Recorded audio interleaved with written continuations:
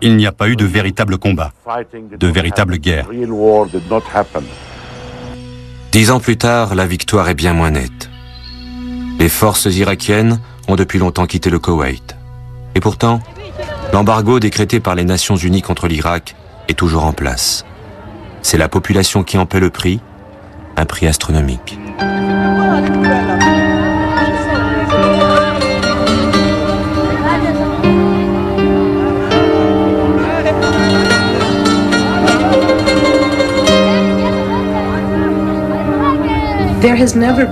Il n'y a jamais eu, et de très loin, un régime de sanctions internationales aussi dur et sévère que celui imposé à l'Irak.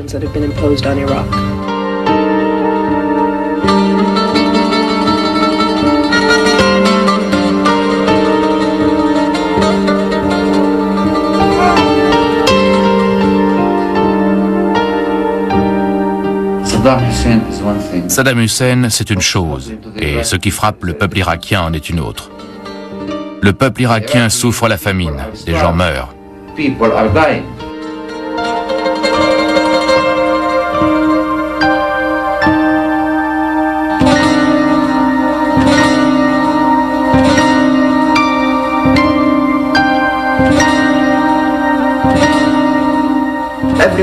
Chacun de nous a perdu des enfants ou des membres de sa famille. Aucun Irakien ne peut dire qu'il n'a perdu personne. Nous perdons tous des êtres chers.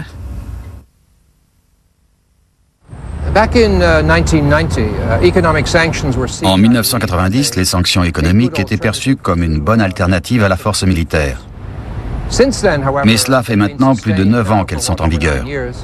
Et elles ont eu sur le peuple irakien un impact qui, selon nombre d'entre nous, confine au génocide.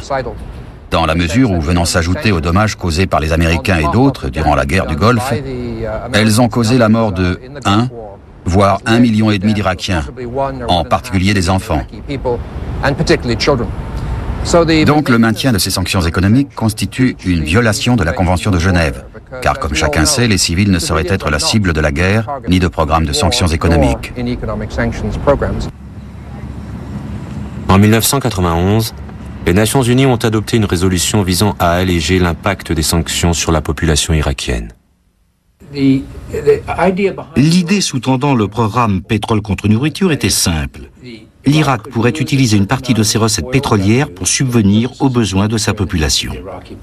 Quand la chose a commencé, il y a eu quelques incidents dignes d'une comédie noire.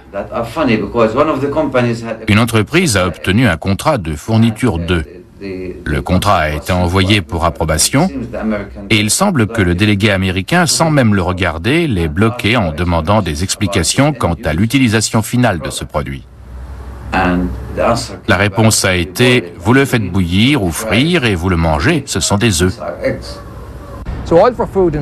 Donc, pétrole contre nourriture a certes permis un minimum de ravitaillement, encore que notoirement insuffisant, mais n'a pas permis de satisfaire les besoins de la population. La malnutrition a continué à sévir et à tuer, en particulier des enfants. Ce bébé qui s'appelait Amel Samel et qui avait 1 an souffrait d'une pneumonie. Mais nous n'avons pas eu les antibiotiques nécessaires pour la soigner. Et elle est morte.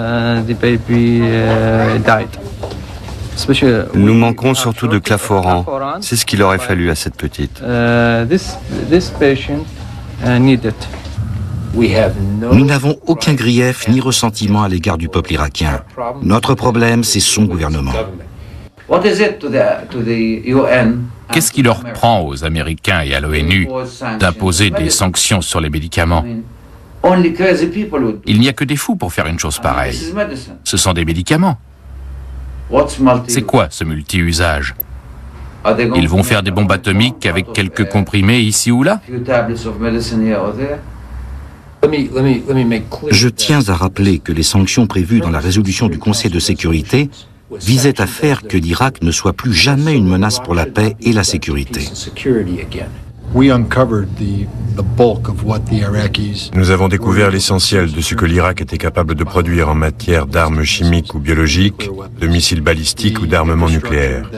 Les infrastructures dans lesquelles il fabriqua ces armes ont été largement démantelées, détruites ou placées sous le contrôle d'inspecteurs. Nous avons donc une bonne idée de ce qui pourrait rester. C'est pas grand-chose. Et pourtant, les États-Unis n'ont cessé de demander toujours plus, en disant il ne suffit pas qu'ils satisfassent aux exigences en matière d'armes de destruction massive. Au lieu de dire si vous respectez les conditions fixées par les résolutions de l'ONU, les sanctions seront levées, le message est peu importe que vous les respectiez ou non, de toute façon nous ne lèverons pas les sanctions. Quand l'UNSCOM a commencé, il s'agissait d'une démarche justifiée visant à rechercher et détruire des armements dangereux. Et de fait, l'Agence pour l'énergie atomique et d'autres ont été sur le point de donner quitus à l'UNSCOM et à son travail, et à dire que l'Irak avait fait ce qu'il fallait. Et puis Richard Butler a été nommé et a rouvert nombre de dossiers qui avaient été clos et semblait apporter un nouvel élément dans l'enquête, avec l'appui marqué des États-Unis. Malheureusement, l'action de son président Richard Butler, de concert avec le gouvernement des États-Unis, a permis que l'UNSCOM soit manipulé jusqu'à outrepasser les directives fixées par son véritable patron, le Conseil de sécurité. Les États-Unis et le Royaume-Uni ont utilisé l'UNSCOM comme déclencheur d'actions militaires. Ils ont utilisé les informations recueillies par les inspecteurs d'armement pour cibler leurs bombardements. Ce sont des faits avérés. Et du coup, l'UNSCOM en tant qu'organisation s'est trouvé discrédité. Il est vrai qu'une structure d'inspection de ce genre peut être manipulée politiquement et fournir aux États membres les plus agressifs des alibis autorisant d'autres actions militaires. Et c'est effectivement ce qui se passe pratiquement tous les jours de la semaine lorsque les avions américains et anglais bombardent l'Irak. Les Américains disent qu'ils bombardent ce qu'ils appellent des radars irakiens. C'est faux. Ils bombardent des infrastructures et des maisons. Tous les jours, ils bombardent l'Irak. Mais aucun média n'en a parlé.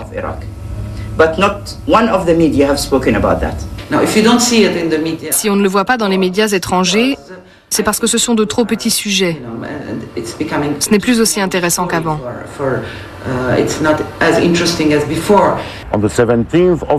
Le 17 janvier 1993, Bush a envoyé 42 missiles, dont l'un a frappé l'hôtel Al-Rachid, et j'y étais.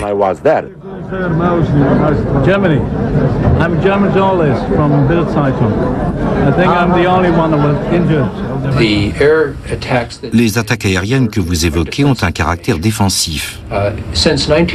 Depuis 1991, il y a une zone d'interdiction de vol dans le nord de l'Irak. Cette zone a été imposée, je le rappelle pour vos téléspectateurs, après que le régime irakien a provoqué l'exode de plus d'un demi-million de Kurdes. L'ONU a alors adopté la résolution 688, au terme de laquelle ceci ne pouvait être, et une zone d'interdiction de vol a été instituée. Aucune résolution de l'ONU ne prévoit la création d'une zone d'interdiction de vol dans le nord ou le sud de l'Irak. Les Américains l'ont imposée et maintenue avec l'aide des Anglais.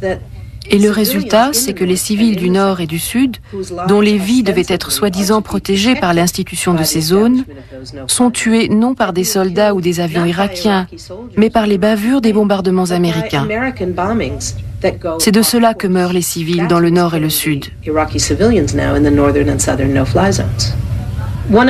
L'une des leçons particulièrement amères de ces années de guerre, militaire et économique contre l'Irak, c'est que pour les États-Unis et la plupart des gouvernements représentés au Conseil de sécurité, les considérations humanitaires ne sauraient suffire à peser sur la politique.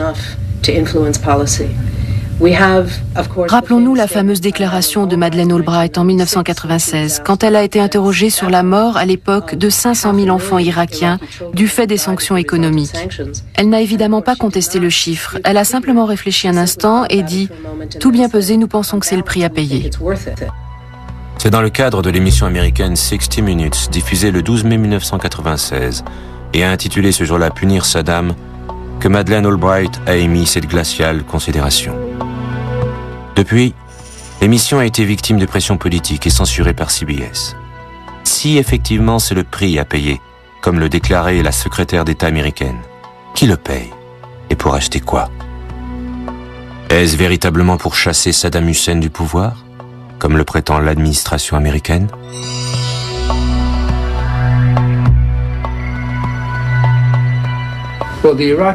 La loi sur la libération de l'Irak est une expression de plus de notre inquiétude à propos du régime de Bagdad. Les États-Unis considèrent que la situation de l'Irak serait infiniment meilleure si Saddam n'en était plus le dirigeant. Cette loi, adoptée par le Congrès, vise à apporter aide et ressources. Dans cette loi sur la libération de l'Irak, ils se disent prêts à fournir à l'opposition irakienne des équipements inoffensifs, tels qu'ordinateurs, portables, bureaux, etc. Je ne pense pas que des portables et des ordinateurs suffiront à renverser Saddam Hussein.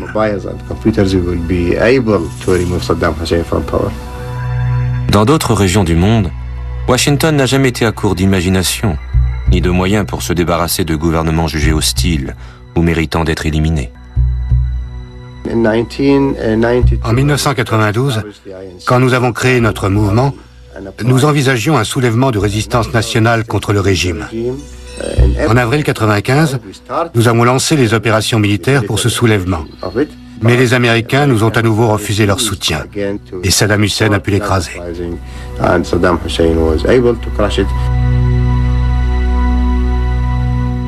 Aujourd'hui encore, Saddam Hussein reste pour Washington le meilleur épouvantail possible, justifiant le maintien de la pression sur l'Irak et toute la région du Golfe. On a cru pendant des années que les sanctions conduiraient à la chute de Saddam Hussein. C'était très naïf, car les sanctions économiques et leur impact l'ont rendu plus fort.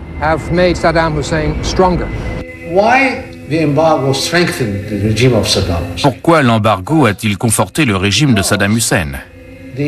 Primo, les gens devenant tributaires du gouvernement pour leur survie, il a pu les contrôler en les affamant. Mais plus important encore, l'embargo a créé une nouvelle classe vivant très confortablement et qui lui était acquise. Quand on est docteur, on roule sur l'or. Pourquoi? Parce qu'il est un élément du système de sécurité et il doit donc être bien nourri et bien logé. Il s'est doté d'un socle de pouvoir constitué par des gens dont les intérêts quotidiens sont liés à lui. S'il part, ils perdront tous leurs privilèges.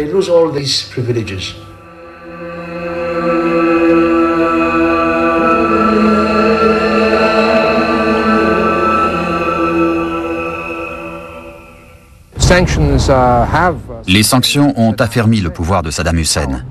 Et pour beaucoup dans le monde, dont moi, cela fait partie de la politique des États-Unis. Grâce à la menace entre guillemets Saddam, les Américains ont pu vendre des masses d'armements aux États arabes du Golfe, à Israël bien sûr, à l'Égypte et à l'Arabie saoudite.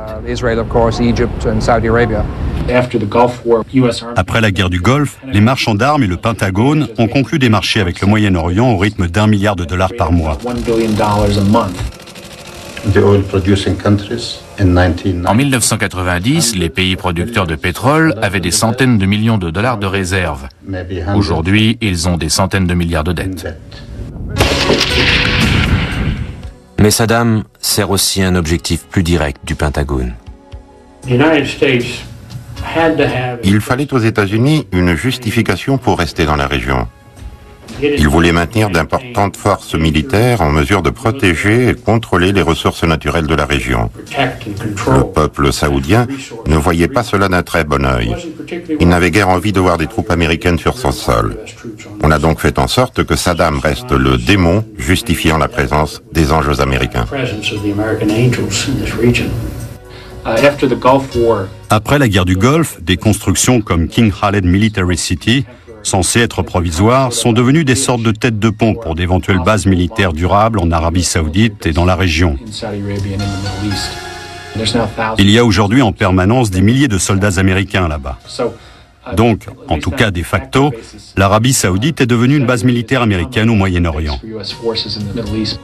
Et à moins d'un changement de régime, cette base risque bien de devenir permanente. Chantée comme une magnifique victoire par tous les médias occidentaux, La guerre du Golfe et la crise avec l'Irak qui a suivi furent donc surtout une super victoire pour Washington. Des ventes d'armes à un niveau inconnu jusque